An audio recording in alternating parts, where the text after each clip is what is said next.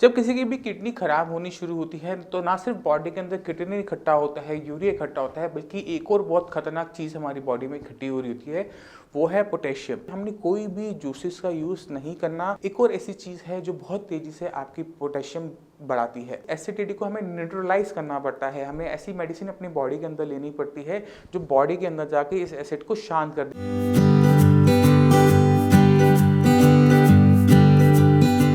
नमस्कार, मेरा नाम है डॉक्टर पुरु धवन और आज की इस वीडियो में हम बात करने वाले हैं उन फ्रूट्स के बारे में, उन वेजिटेबल्स के बारे में जो किडनी फेलियर पेशेंट को लेनी चाहिए। जब किसी की भी किडनी खराब होनी शुरू होती है तो ना सिर्फ बॉडी के अंदर किडनी इकट्ठा होता है, यूरिया इकट्ठा होता है, बल्कि एक और बहुत खतरनाक चीज़ हमारी बॉडी में इकट्ठी हो रही होती है, वो है पोटेशियम। और पोटेशियम एक ऐसी चीज़ है जो किसी भी पेशेंट को कभी भी हार्ट अटैक लेकर आ सकती है। अगर उसका लेवल 7 के आसपास पहुंच जाए तो पेशेंट को एकदम डायलिसिस करवाना पड़ता है, और अगर पेशेंट डायलिसिस ना करवाए पेशेंट को कभी भी हार्ट अटैक आ सकता है, क्योंकि जब तक पोटेशियम हमारी बॉडी में सही लेवल के अंदर है तो हमारी मसल्स को पावर दे रहा है। मगर अगर यही पोटेशियम जरूरत से ज़्यादा बढ़ जाए, आपका जो लेवल है 5.1 को क्रॉस कर जाए, तो क्या होता है कि मसल्स में थकावट पैदा होने शुरू होती है, मसल्स थकना शुरू कर देती है और वो मूवमेंट नहीं तरीके से कर पाती, क्योंकि जो हमारा हार्ट है वो भी मसल्स का बना हुआ है। और पोटेशियम का सबसे बुरा असर उसी चीज़ के ऊपर पड़ता है कि सबसे पहले तो उसकी जो बीट है, जो उसकी रिदम है, वो इरिदमिक हो जाती है, यानी वो अब सही तरीके से धड़क नहीं पाता। ये पहला साइन होता है जो हमें बताता है कि हमारी बॉडी में पोटेशियम की मात्रा बढ़ रही है। उसके बाद अगर इसका ध्यान नहीं रखा जाता, सही तरीके से मेडिसिन नहीं ली जाती, खाने पीने की चीज़ों के ऊपर कंट्रोल नहीं किया जाता, तो ये जो हार्ट है कभी भी धड़कना रुक सकता है, यानी हार्ट अटैक कभी भी पेशेंट को आ सकता है।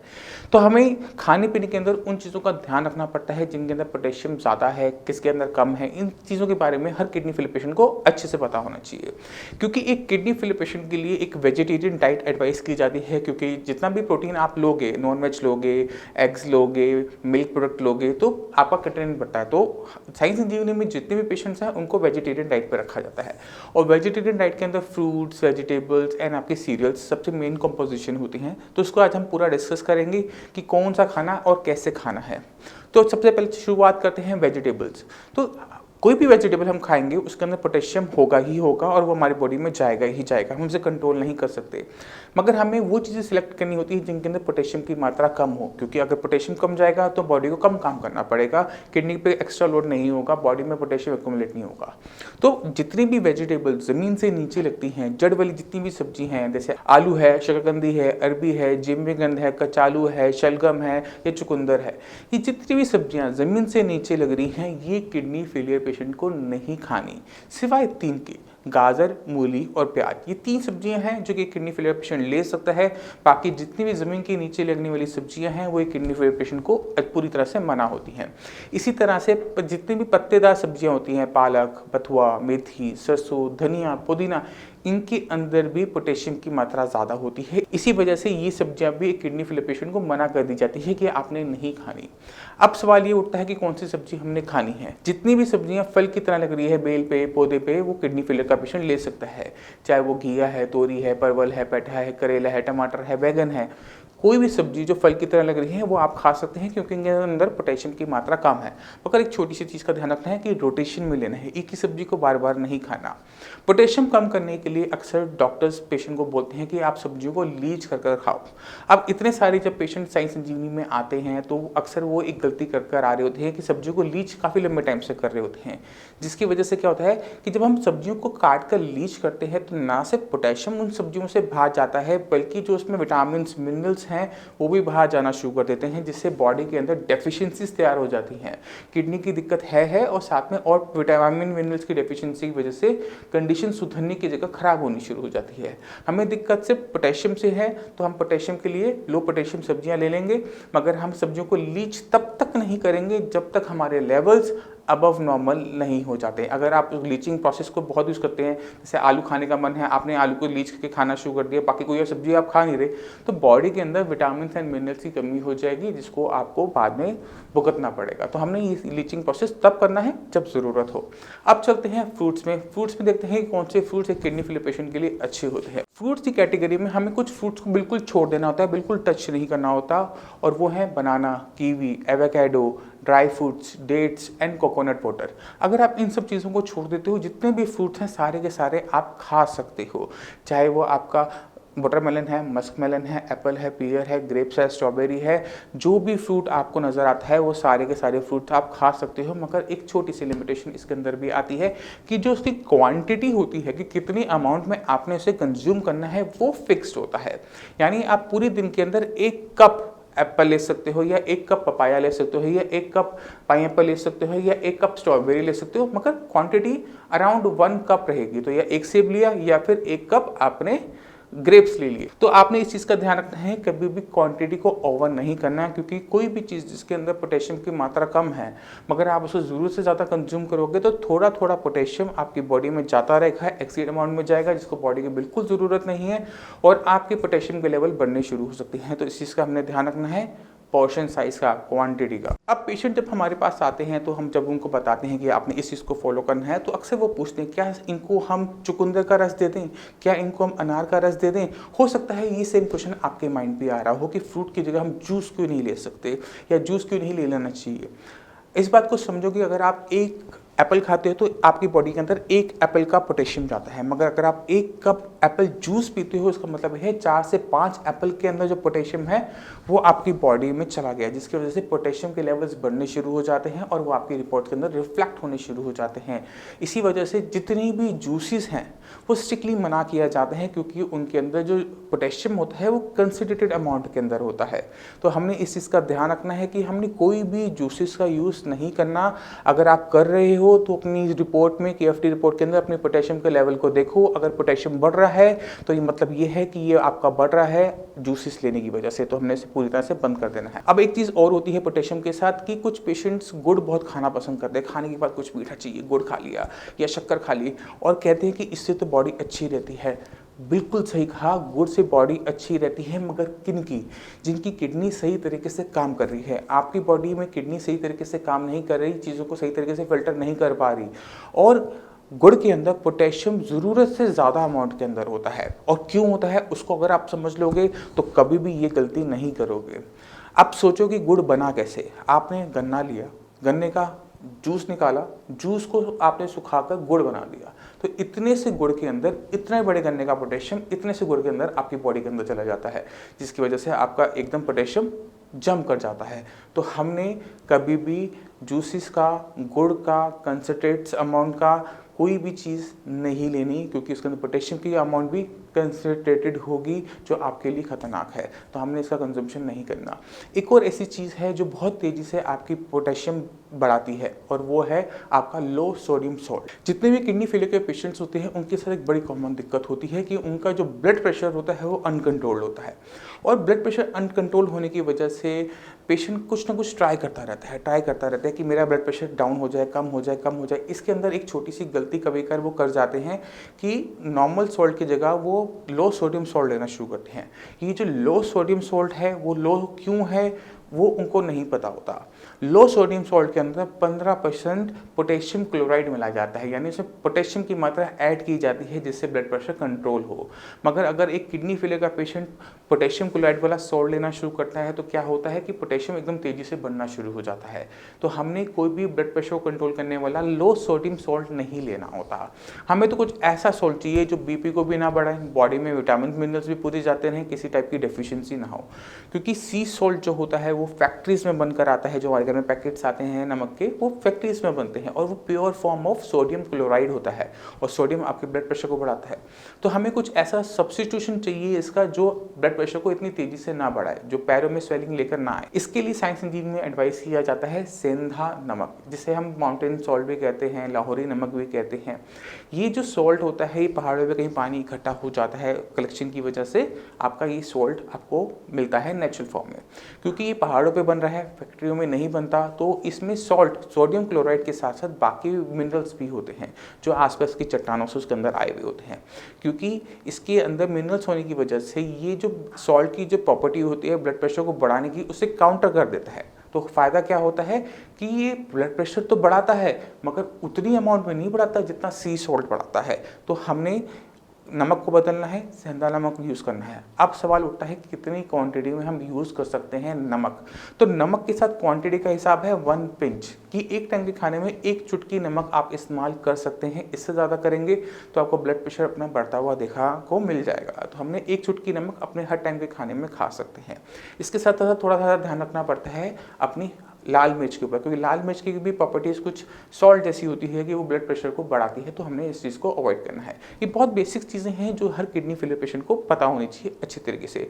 फ्रूट्स में क्या खाना है, वेजिटेबल्स में खाना है, कौन से आपने चीज़ों का ध्यान रखना है, लो सोडियम सॉल्ट नहीं लेना, गुड़ या गुड़ जैसी कोई और आइटम जिसमें कंसनट्रेटेड अमाउंट में चीज़ें हों, जैसे आम पापड़ है, नहीं खा सकते। तो उन चीज़ों को आपने पूरी तरह से अवॉइड करना है। अगर लेंगे पोटेशियम आपको बढ़ता हुआ आराम से देखने को मिल जाएगा। एक और चीज़ है जिसका हम चाहते हैं कि हर किडनी फेलियर पेशेंट अपना ध्यान रखे, और वो है अपने बॉडी के अंदर सीरम बाइकार्बोनेट्स का। किडनी फेलियर के जब पेशेंट्स होते हैं, जब उनका लेवल 4 तक होता है, क्रिएटिनिन का लेवल 4 तक जाता है तो धीरे धीरे बढ़ता है, उसमें 2-3 साल लग जाते हैं।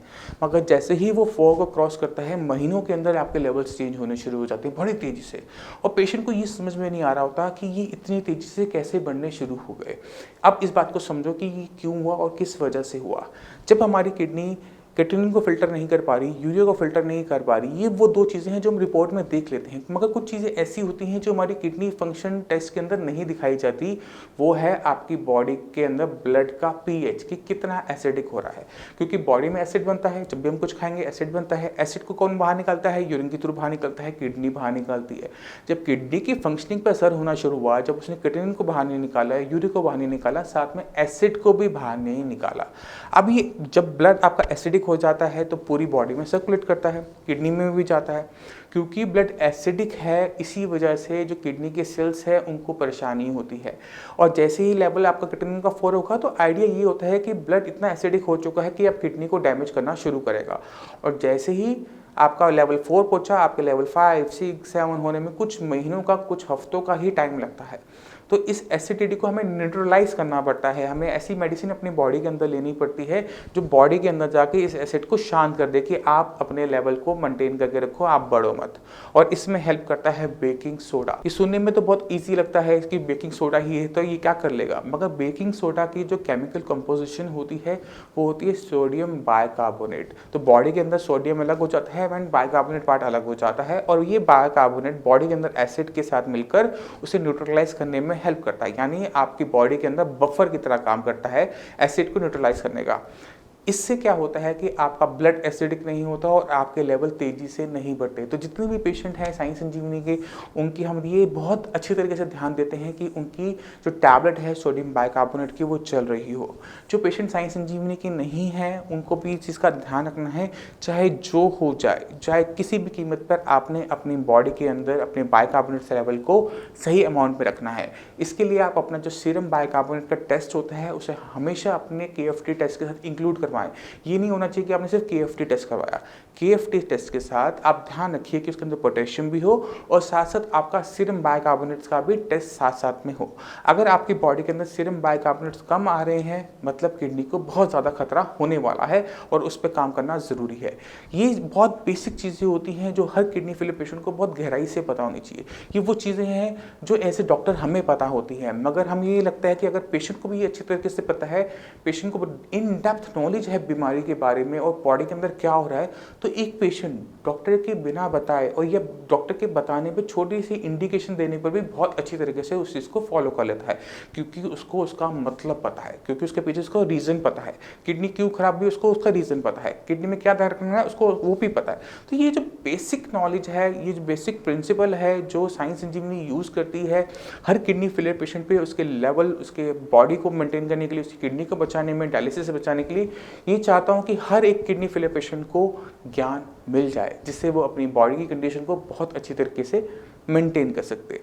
मैं उम्मीद करता हूँ इस वीडियो से आप काफ़ी कुछ समझ गए, वेजिटेबल्स के बारे में, फ्रूट्स के बारे में, किन चीज़ों का ध्यान रखना है, किन चीज़ों का ध्यान नहीं रखना। मैं उम्मीद करता हूँ इस वीडियो से आप काफ़ी कुछ समझ गए। अब मैं चाहता हूँ कि आप कुछ किडनी फेलियर के पेशेंट से मिले भी सही, उनकी रिपोर्ट्स देखें, उनकी इंटरव्यू सुनिए, तो आपको बहुत क्लियर कट आइडिया मिल जाएगा कि जो आपको लगता है कि आपकी किडनी एक बार ख़राब होनी शुरू हुई है तो वो बिल्कुल कंप्लीट किडनी फेलियर होकर ही रहेगा। डायलिसिस के लिए जो आपको बता दिया गया है कि आपको आगे चल के डायलिसिस करवाना पड़ेगा और उसके बाद आपको ट्रांसप्लांट करवाना पड़ेगा, वो रोका जा सकता है अगर आप अपनी किडनी पे ध्यान देते हो। तो आप अपनी मेडिसिन का पर्चा निकालो, जो मेडिसिन आप खा रहे हो, और एक एक मेडिसिन को खुद ब खुद अपने आप गूगल पे सर्च करना शुरू करो और देखो कि कौन सी मेडिसिन किस वजह से खा रहे हो, किस चीज़ के लिए खा रहे हो।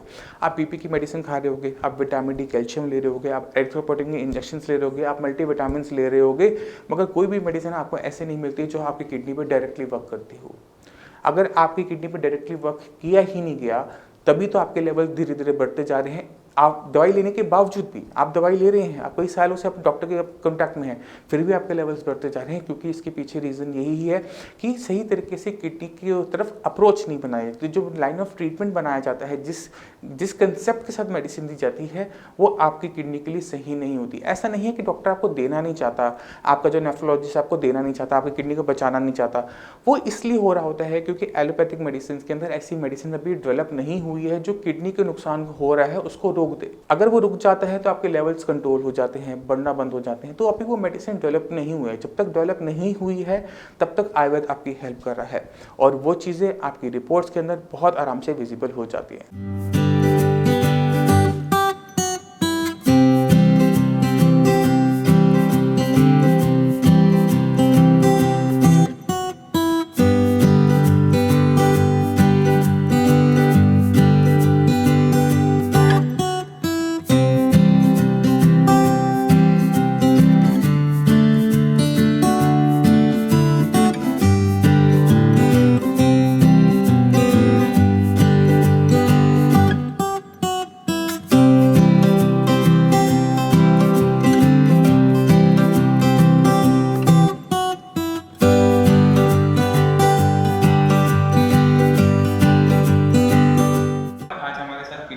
पेशेंट हैं जिनका नाम है श्यामलाल जी की जो एज है 50 इयर्स के हैं।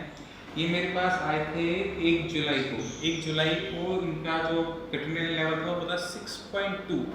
20 दिन का ट्रीटमेंट हुआ। हाँ जी। क्या लेवल पहुंच गया आपका?